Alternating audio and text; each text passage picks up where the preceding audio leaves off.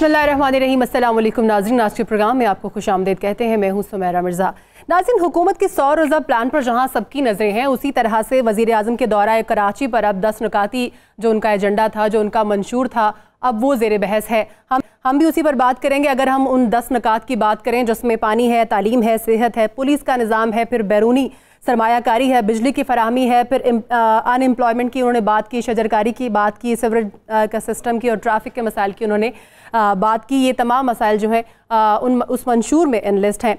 आज के इजलास में हमने देखा कि सिंध हुकूमत जो है वो वज़ीर आज़म को मुतमईन करने में नाकाम रही है। अब देखना ये है कि सूबाई हुकूमत जो है इन मसाइल के हल में किरदार अदा कर पाएगी या नहीं। इसके अलावा वफाक के साथ इत्तेहाद में होते हुए जो बल्दियाती हुकूमत है, क्या वो किरदार अदा कर पाएगी या नहीं, उस पर डिस्कशन करेंगे। इसके अलावा प्रोग्राम के दूसरे हिस्से में हम बात करेंगे कि चीफ जस्टिस ऑफ पाकिस्तान मुख्तलिफ मसाइल का नोटिस लेते हुए हमें नज़र आते हैं। इसके अलावा उनके हल के लिए हिदायत देते हुए भी हमें नज़र आते हैं। अब एक और अहम इशू ये कि खिलाफ कानून जो भी बनने वाले निजी अस्पताल हैं उनको गिरा दिया जाए और चोरों को पकड़ा जाए। निजी अस्पतालों में महंगे इलाज के ख़िलाफ़ उन्होंने आज समाअत की और इस पर भी सख्त रिमार्क्स दिए। प्रोग्राम का आखिरी हिस्सा जिस डिस्कशन पर मबनी होगा वो है कि आज बेगम कुलसूम नवाज़ की रस्म कुलखानी थी। बिलावल भुट्टो और आसिफ अली जरदारी ने मियां नवाज शरीफ से मुलाकात की और ताज़ियत का इजहार भी किया।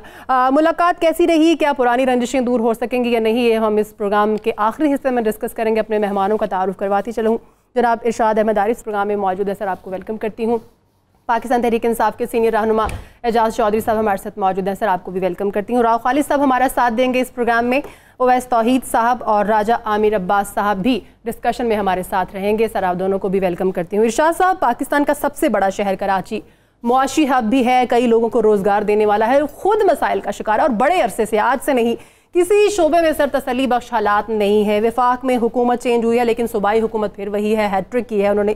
सर 10 निकात पर काम करने में वफाक को हालात साजगार मुहैया हो सकेंगे या फिर कुछ सख्त किस्म के चैलेंजेस होंगे पीटीआई को? देखिए, पीपल्स पार्टी और MQM, चूँकि कराची की तबाही में दोनों जमातों के किरदार है। MQM का ज़्यादा है, पीपल्स पार्टी का कम है। पीपल्स पार्टी ने तरक्याती काम नहीं किए, कोई अहलियत का मुजाहरा नहीं किया, लेकिन MQM की वजह से वहाँ सरमायाकार भी भागा, वहाँ से जो शहरी जो थे खुशहाल शहरी थे वो भी है, शहर का नज़्म ख़राब हुआ। यानी 70 की दिहाई तक कराची पूरे पाकिस्तान के लिए एक लजपाल शहर, गरीब नवाज शहर समझा जाता था। लोग रोज़गार के लिए भी जाते थे और कराची की मिसालें दिया करती थी। बड़े शहर उस वक्त बने जब कराची पर तबाही आई।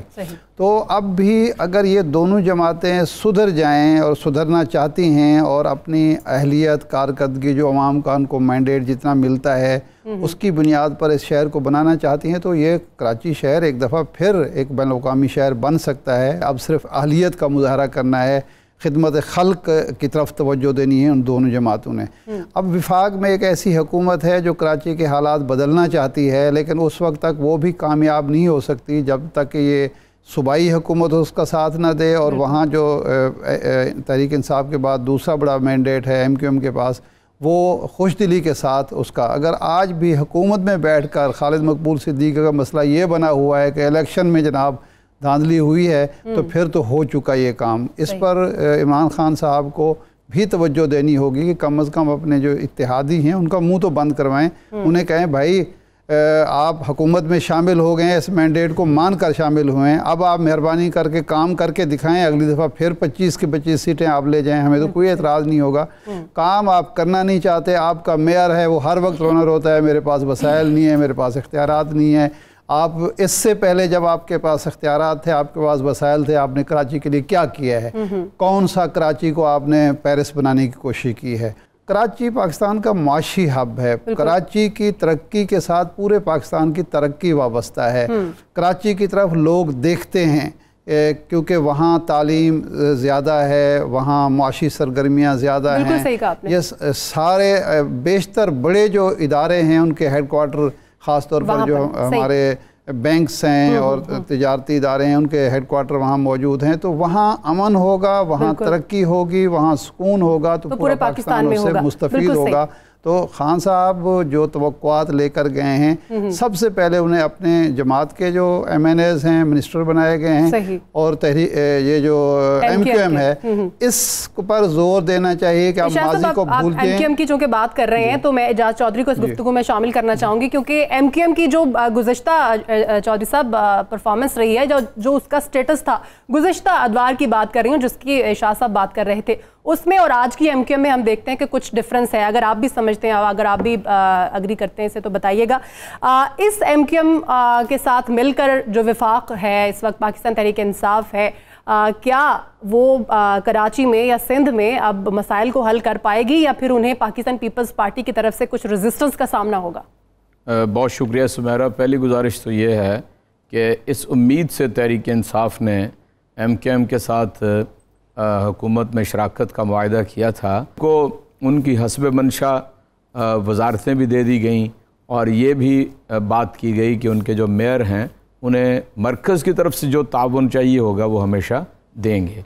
लेकिन अमलन ज़रूरत इस बात की है कि ना सिर्फ ज़िलाई हुकूमत बल्कि सूबाई हुकूमत भी बिल्कुल अगर यानी अपना ताल्लुकात कार के अंदर कोई सियासत लेकर नहीं आती तो मैं समझता हूँ कि कराची के मसाइल को प्रायोरिटी के ऊपर देखा जाना चाहिए। तहरीक इंसाफ ने तो जो मैंडेट वहाँ से मिला है वहाँ पर वफाकी वजारतें आप देख लीजिए, गवर्नर वहाँ सदर भी वहीं दे दिए हैं, ताकि ये कोई इस पहलू से एहसास महरूमी न रहे कि कोई कमी रह गई है कराची की रिप्रेजेंटेशन कौमी सतह के ऊपर।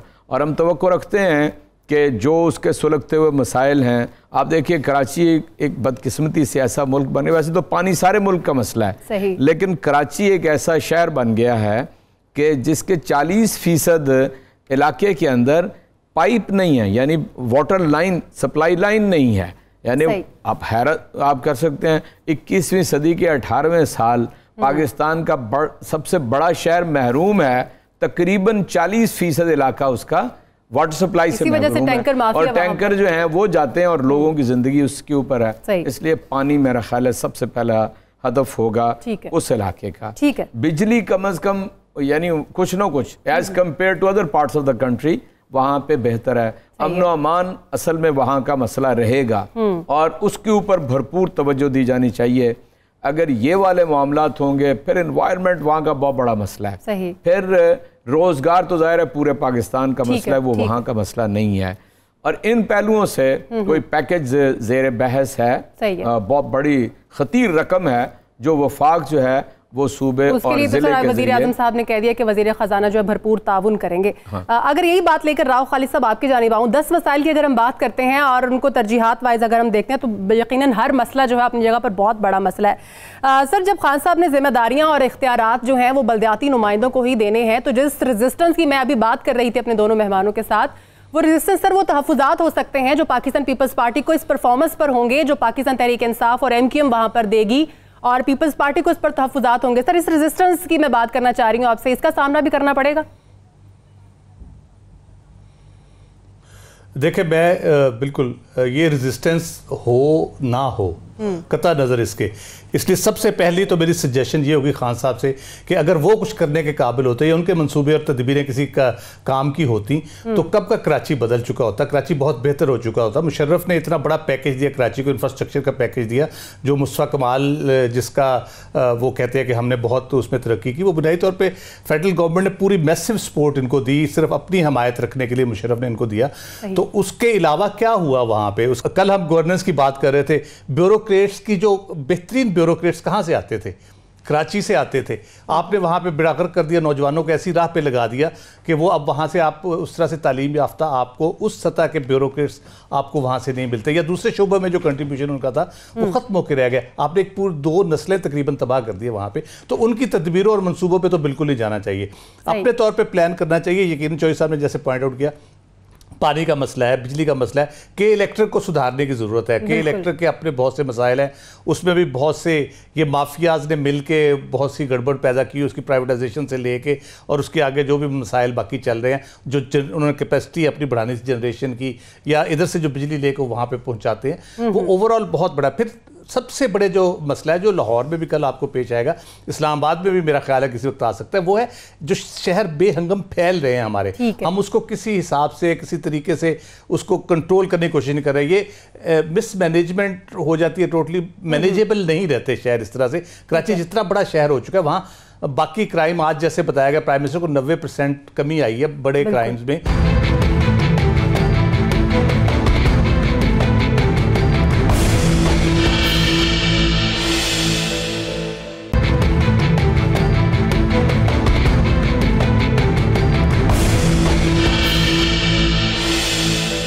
तो वैसे तो ऐसा जैसे पंजाब, एक पीटीआई खुद इस बात को एडमिट करती रही है कि पंजाब एक बड़ा चैलेंज है उनके लिए, इसी तरह से सिंध जो है वो भी एक बड़ा चैलेंज है, क्योंकि अगर पंजाब में पाकिस्तान मुस्लिम लीग नून थी तो वहाँ पर अभी पीपल्स पार्टी है सर।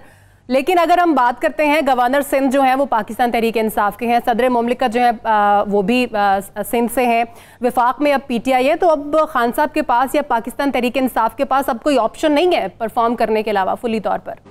3 बड़े मसाइल हैं। कराची शहर के सबसे बड़ा शहर, पूरे मुल्क का 2.25 करोड़ की आबादी, सिर्फ उर्दू बोलने वालों का शहर नहीं है। हम जैसे लोग जगह जगह से वहाँ पे तालीम या रोज़गार के लिए आबाद हुए और वहीं पे अपना करियर शुरू किया। ये मेरे ख़्याल में जो 3 बड़े मसाइल हैं वो है गवर्नेंस का, एक है सियासी मसला और तीसरा है लॉ एंड ऑर्डर का मसला। इन 3 मसाइल के हल के लिए रियासत, रियासती इदारे और मुख्तलिफ अदवार की हुकूमतें, सियासी जमातें, MQM, पीपल्स पार्टी, मुस्लिम लीग, जो भी आप नाम ले लें, इसमें सबका लेना देना है। कराची को कोई ओनरशिप नहीं है, यानी कि अगर एक सड़क खुदी हुई है तो वो 2 साल तक खुदी हुई रहेगी। इस्लामाबाद में ऐसा करके देख लें, यहाँ पे कंस्ट्रक्शन पे कैसे CDA यहाँ पे कंट्रोल करती है कि ज़रा सा आपने तजावुज़ात की और वो आ जाते हैं। वहाँ पर आपने बड़ी बड़ी बिल्डिंगें खड़ी कर दी, ना पार्किंग ना कुछ। 4.5 लाख की आबादी थी 1947 में, 80 की दिहाई में वो 5 मिलियन हुई, 90 की दिहाई में वो 9 मिलियन हुई। इस वक्त 25 मिलियन की आबादी है वो शहर की, कराची की, और वहाँ पे ना लो हाउसिंग स्कीम है। कौन सी लो हाउसिंग स्कीम है? एक कोई बता दे, इन सारे हुकूमतों को, रियासती इदारे कोई बता दे। कोई वहाँ पे 40 से 50 लाख लोग रोज़ाना ट्रांसपोर्ट की होते हैं कि रोज़गार की तलाश में एक पॉइंट से दूसरे पॉइंट तक जाते हैं। कोई वहाँ पे ट्रांसपोर्ट का कोई बाकायदा निज़ाम नहीं है। तो तितर बितर हुई है, कोई ओनरशिप नहीं है। और सबसे बड़ा मसला ये कि अब तहरीक इंसाफ ने 2013 के बाद उसको बिल्कुल नो लिफ्ट कराया, पंजाब की सियासत में रहे, वहाँ पे 14 सीटें दी हैं, 6 MQM की, इसी वजह से वो इक़्तिदार में है PTI। बहुत बड़े लोगों ने बड़ी उम्मीदों और तवक्कुआत के साथ तहरीक इंसाफ को वोट दिया है। तो एक तो ये, दूसरा आने वाले दिनों के अंदर जो इमरान खान साहब का दौरा है, बड़ी अहमियत है उसकी। 3 बाई इलेक्शंस होने हैं, इमरान खान साहब की सीट है, इमरान इस्माइल की सीट है, आरिफ अलवी साहब की सीट है। फिर तीसरा ये कि लोकल गवर्नमेंट सिस्टम जो सही करना चाह रहे हैं इमरान खान साहब, वहाँ पर बड़ी अपोजिशन होगी पीपल्स पार्टी की तरफ से आने वाले दिनों के अंदर। 140A आर्टिकल जो है उसमें इख्तियारात चाह रही है, MQM चाह रही है कि वो बफर बनाएं और उनकी लोकल गवर्नमेंट है और वो तहरीक इंसाफ से वो फंड्स ले लें। उधर आरिफ अलवी साहब ने कल बयान दागा है कि जी सारे जो प्रोजेक्ट्स होंगे तरक्याती वो करेंगे इमरान इस्माइल साहब। तो अभी तो एक सियासी चपकलिश होनी है, सैंडविच बनना है।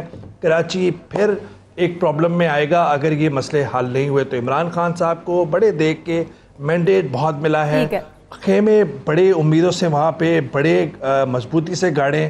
3 बड़े मसाइल हैं, उनको बतदरीज उनको हल करना है। सर आपने 3 मसाइल का चूंकि जिक्र किया है, तो तीसरा मसला जो है लॉ एंड ऑर्डर की आपने सर बात की, वैसा वो मैं लेकर अब राजा आमिर साहब की जानिब जाऊंगी। राजा साहब, सिक्योरिटी और अमन अमान की अगर हम बात करें, जिस तरह से आज इजलास भी हुआ है, ब्रीफिंग दी गई है वज़ीर आज़म साहब को।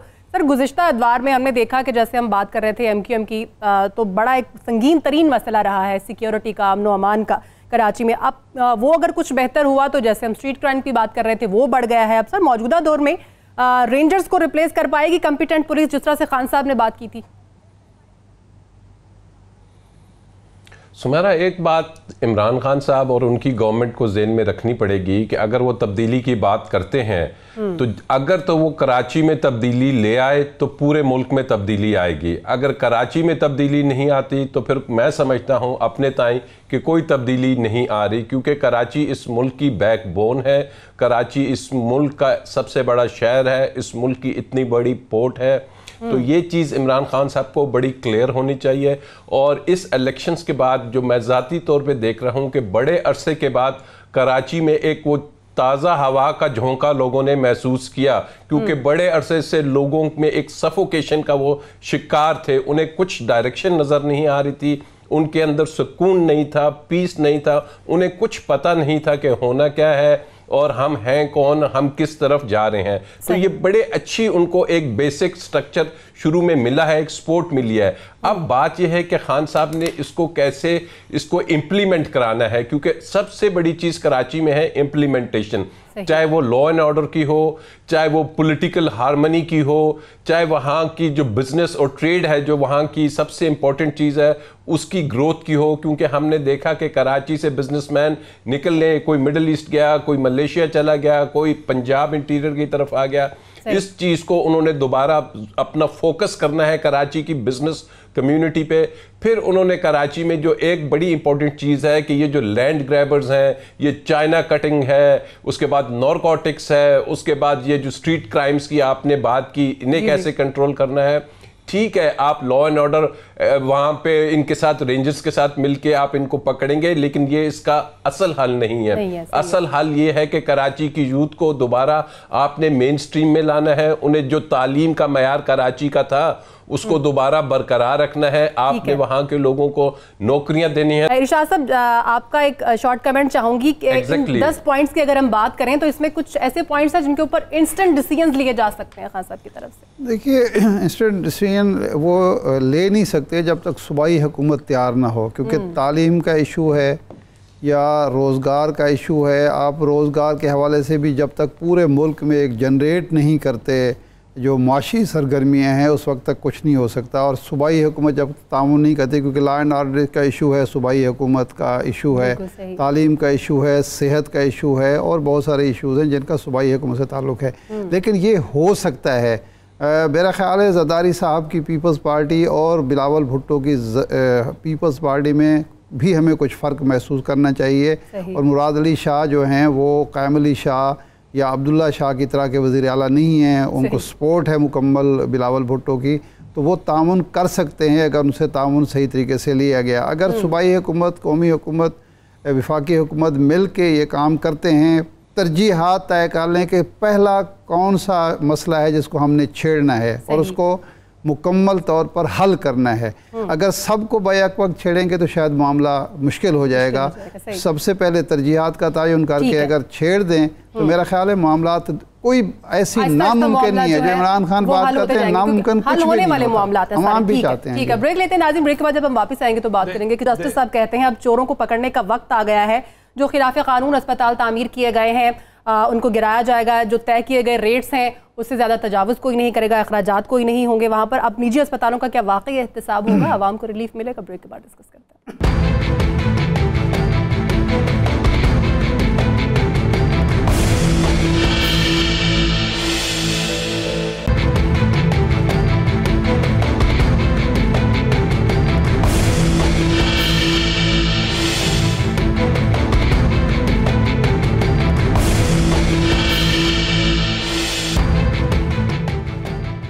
ब्रेक के बाद हाजिर नाजरीन। एजाज चौधरी साहब, हम देखते हैं कि इमरान खान साहब भी जो हेल्थ इश्यूज़ हैं उनके हल के लिए बड़े मुतहर्रिक हैं, उनकी तरजीहात में शामिल रहते हैं ये इश्यूज़ भी। जिस तरह से चीफ जस्टिस साहब ने अहम मामले पर नोटिस लिया है और बड़ी उन्होंने सरजनिश भी की है इन तमाम अस्पतालों की या इंतज़ामिया की, तो सर ये मुमकिन है कि जो डिसीजंस वो ले रहे हैं उनको इम्प्लीमेंट किया जा सके? पाकिस्तान तहरीक इंसाफ किस तरह से कंट्रीब्यूट करेगी इसमें? सुमेरा, पहली गुजारिश तो मैंने ये करनी है कि जब से ये चीफ जस्टिस आए हैं तो ये सुओ मोटो लेते हैं, तो मेरा ख्याल है मैं तो उन लोगों में शामिल हूँ जब मैंने इसको वेलकम किया है। हालांकि उस वक्त सियासी जमातें तो मुख्तलिफ राय रखती थी। अब हमारी अपनी हुकूमत आ गई है तब भी मैं उसे वेलकम करता हूँ। इतने बुनियादी बाज़ औक़ात मसाइल की तरफ उन्होंने तवज्जो दिलाई है जो अमूमी तौर पे छुपे रहते हैं। सही। इसलिए मैं तो तवक्को रखता हूँ और हुकूमत से यही तवक्को रखता हूँ और कहता भी यही हूँ कि जो वो निशानदेही करें फ़ौरन उसके ऊपर हुकूमत के जो करने के काम है वो करने चाहिए। उससे फ़ायदा ही होगा। आम आदमी को जिस चीज़ का भी फ़ायदा हो उस काम में जल्दी करनी चाहिए। और ये अलबत्ता जो मोतरज़ लोग हैं वो ये कहते हैं कि ये अदलिया का काम नहीं है, तो मैं ये समझता हूँ कि कोई ऐसा गलत काम भी नहीं है। सुओ मोटो भी हम पिछले 30 साल से देख रहे हैं कि जो भी चीफ़ जस्टिस होते हैं वो कोई ना कोई सुओ मोटो लेते रहे हैं, लेकिन वो पहले सुओ मोटो जो थे उनका ताल्लुक़ आम आदमी से नहीं होता था, और मियाँ साकिब निसार साहब जो ले रहे हैं उनका ताल्लुक़ बिल्कुल आम आदमी और उसके मसाइल के साथ है। इसलिए मैं समझता हूँ कि इसमें कोई हर्ज की बात नहीं है। जो टॉपिक आपका पहला था उस पर एक बात मैं आपसे अर्ज़ करना चाहता हूँ। देखिए, कराची में जब आप तरजीहात तय करेंगे तो कराची का जो रहने वाला है, अपने अहबाब में से भी हैं, सबसे पहला मसला उनका पानी ही का है। लेकिन जो सेटल पहले से इलाके हैं उनके अंदर भी ये मसला है, और जहाँ पानी है ही नहीं सिरे से उसका। दूसरा मसला जो अंदर है ना सबसे ज़्यादा वो है सफाई, यानी कराची दर हकीकत कूड़े का एक ढेर है इस वक्त। सही। अच्छा, ये अमलन ये दोनों मसले जो हैं ये लोकल गवर्नमेंट के साथ हैं। अगर आर्टिकल 140A देखा जाए जिसमें सारी इख्तियारात जो हैं लोकल गवर्नमेंट को दिए जाते हैं, यानी पंजाब और सिंध की सूबाई हुकूमतों ने ये नहीं किया हुआ, जो कि दर हकीकत उन तक अगर मुंतकिल करेंगे तो तब जाके एक मिसाल तहरीक इंसाफ ने खैबर पख्तूनख्वा में कायम की कि 1/3 ऑफ देयर बजट, असल में देखो ना हर काम तो पैसे से होना है। अगर आप पैसे एलोकेट कर देंगे उन्हें, और इसमें वफाकी हुकूमत और ज़िले हुकूमत के दरमियान अगर अंडरस्टैंडिंग रहेगी, देखिए ना अब MQM तो हुकूमत का हिस्सा है, तो मैं समझता हूँ कि वो इस नज़ाकत को समझेंगे और बिल आखिर कराची के लिए वो फायदेमंद होगा। अगर लोकल गवर्नमेंट का budget nearly 30% of the development budget होता है, लेकिन उसका ताल्लुक है सूबाई हुकूमत के साथ, तो ये मैं तो बड़ी देर से ये तजवीज़ देता रहा हूँ कि पीपल्स पार्टी के साथ भी एक वर्किंग रिलेशनशिप बनानी चाहिए। सिंध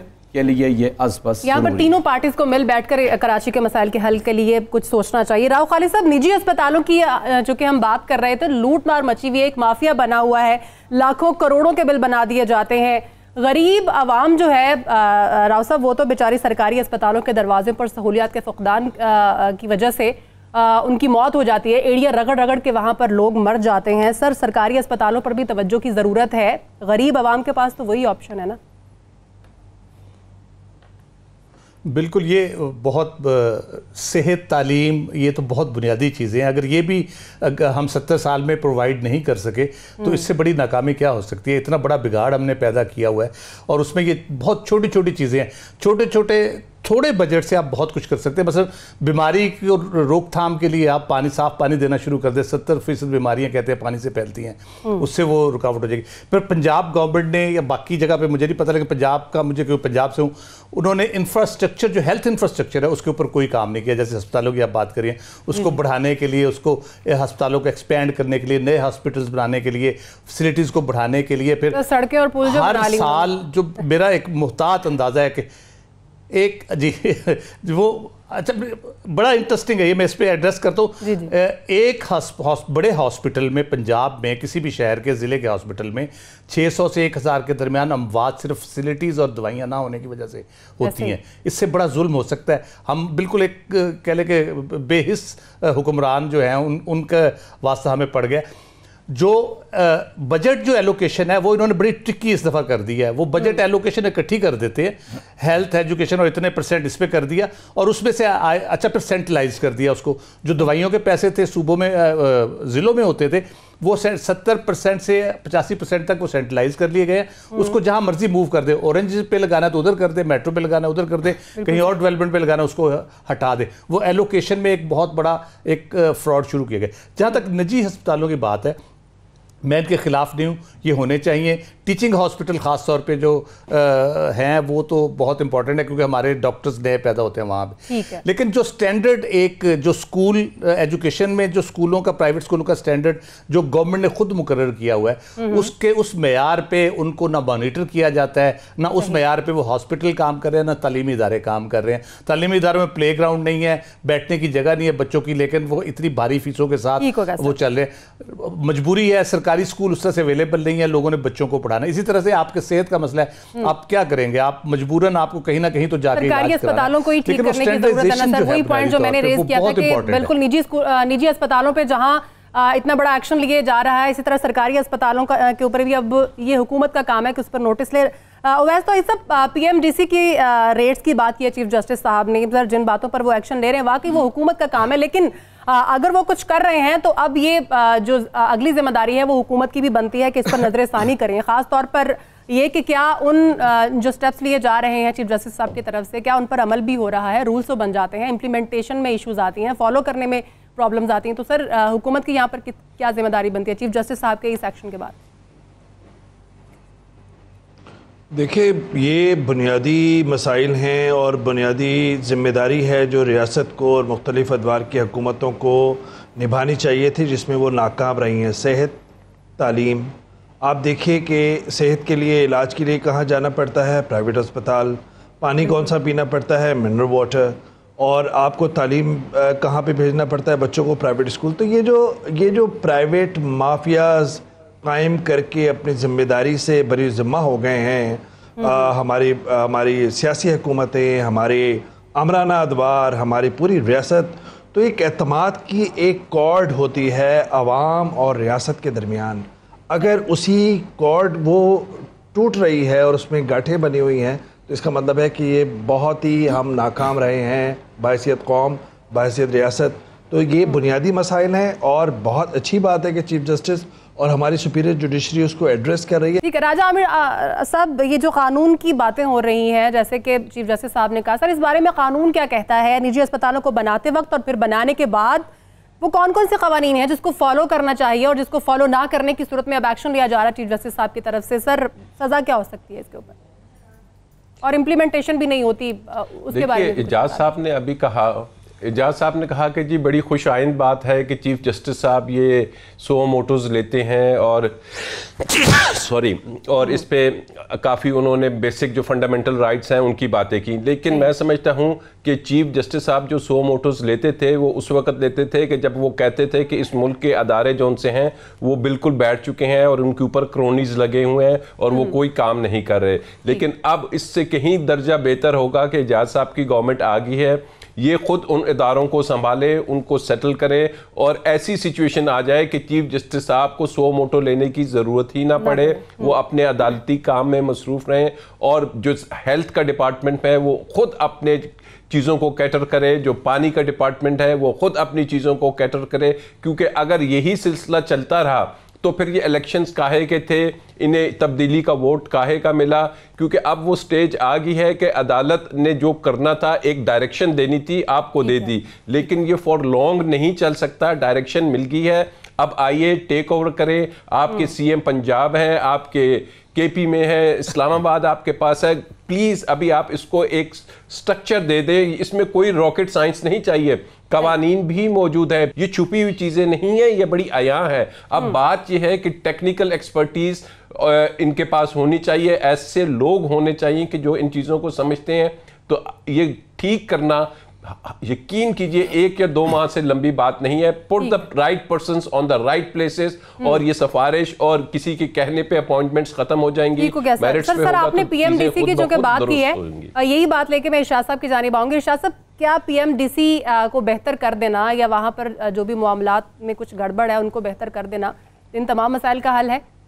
इसमें देखिए, जो भी एक रेगुलेटरी इदारा होता है वो अगर बेहतर होगा तो नीचे सूरत हाल बिल्कुल बेहतर हो जाती है। हमारे यहाँ तो ख़राबी ये पैदा हुई कि जो रेगुलेटरी इदारे थे या निगरान इदारे थे उनको उजाड़ दिया गया, उन पर ज़ाती पसंद नापसंद पर वफ़ादार किस्म के लोग लगा दिए, नाअहल लोग लगा दिए, रिश्वत लेके लोग लगाए गए।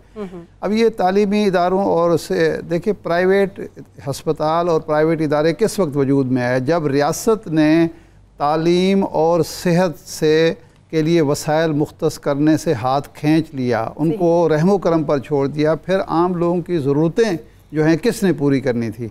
मैं तो गनीमत समझता हूँ प्राइवेट अस्पतालों को भी और तालीमी इदारों को भी कि उन्होंने कम अज़ कम वो तालीम नहीं ख़त्म होने दी, महंगी ही सही लोगों को तालीम मिल रही है। अब ख़राबी कहाँ है? ख़राबी ये है कि आज अगर एक कानून के ज़रिए, और एजाज चौधरी साहब वज़ीर आज़म तक हमारी बात पहुँचा सकें, कानूनन अवामी नुमाइंदों को और सरकारी मुलाजमीन को पाबंद कर दिया जाए कि उनके बच्चे किसी प्राइवेट स्कूल में नहीं पढ़ सकते, वो सरकारी स्कूल में पढ़ेंगे, और वो ख़ुद और उनका ख़ानदान किसी प्राइवेट अस्पताल में अंदरून मुल्क बैरून मुल्क इलाज नहीं करा सकता, वो सरकारी अस्पताल में कराएंगे।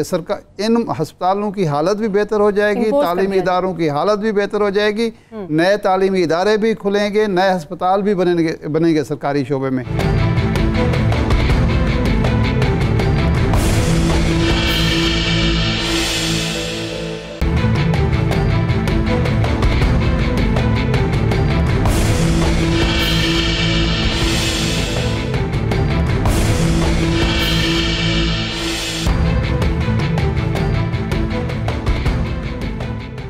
खुशामदीद नाज़रीन। इरशाद साहब, दुख की इस घड़ी में चलो दोनों दोस्त मिल बैठे, अच्छी बात है। पुरानी रंजिशें सर दूर हुई होंगी इस मुलाकात में?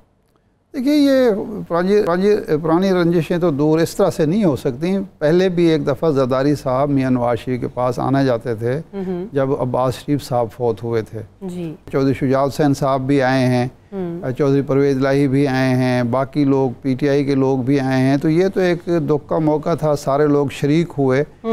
तो मेरा ख्याल है कि इसकी वजह से हो नहीं सकती। हाँ, अब जो रंजिशें दूर होंगी एक और वजह से। अच्छा। वो जो एहतसाब का अमल अगर तेज़ होता है, नैब अगर दोनों जमातों के बल्कि तीनों PTI के जो भी करप्ट लोग हैं उन सबको पकड़ना शुरू करते हैं, तो फिर एक इत्तेहाद वजूद में आएगा, वो नून लीग का, पीपल्स पार्टी का होगा, और उसमें PTI के वो लोग भी शामिल होंगे जो इसकी जद में आएंगे। वो भी कहेंगे जनाब हम तो हुकूमत में आगे भी अगर एहतसाब का सामना करना है। तो रंजिशें तो उस वक्त दूर होंगे जब इनके मफादात मुश्तरका होंगे, मकासद मुश्तरका होंगे, और जो दोनों महसूस करेंगे कि सिस्टम बदल रहा है, तब्दीली आ रही है, अब हम बच नहीं सकते सिवाय इसके कि इस सिस्टम को मलियामेट किया जाए या इसको हिसाब के अमल को रोका जाए। सही। ये आना जाना जो है, मेरा नहीं ख्याल कि इसकी वजह से कोई बहुत बड़ी सियासी तब्दीली आ सकती है या इसको ब्रेक थ्रू करार दिया जा सकता है। ठीक है। एजाज चौधरी साहब, पाकिस्तान तहरीक इंसाफ के वफ्द को भी जाना चाहिए था इजहार ताज़ियत के लिए। कुछ अवामी हलकों से और कुछ मुखालिफिन की तरफ से इस तरह की बातें सामने आ रही हैं। वो कि नमाज जनाजा में शिरकत की बहुत अच्छा जस्टर गया है, लेकिन सर फेस टू फेस ताज़ियत के लिए कोई है प्लानिंग पाकिस्तान तहरीक इंसाफ की? मेरा ख्याल है ताज़ियत होती ही ये है, इमरान खान साहब के खास तौर पर सर बात की जा रही है कि फर्ज़ किफ़ाया सिर्फ जनाजा ही है, और जनाजे में तहरीक इंसाफ का एक वफद शामिल हो गया है। और इमरान खान साहब ने जब वो चेयरमैन थे, अभी प्राइम मिनिस्टर नहीं बने थे, तो मोहतरमा कुलसूम नवाज साहिबा मरहुमा की सेहत के लिए भी मुतअद्दिद दफ़ा दुआ की और नेक ख्वाहिशात का इजहार किया।